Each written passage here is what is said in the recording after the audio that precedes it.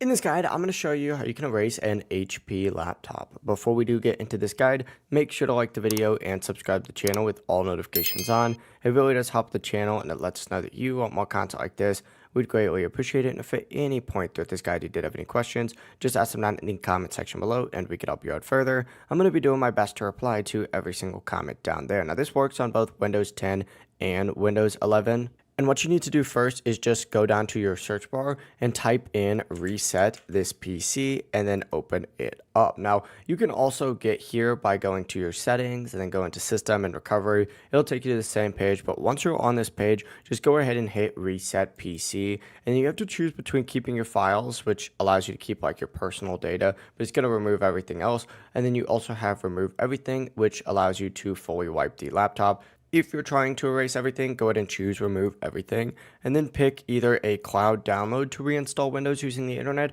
or local reinstall to use files already on the device. Go ahead and choose one of these two options and review the details and then hit next and confirm. But as soon as you go ahead and confirm, your HP laptop will restart erasing all of your data.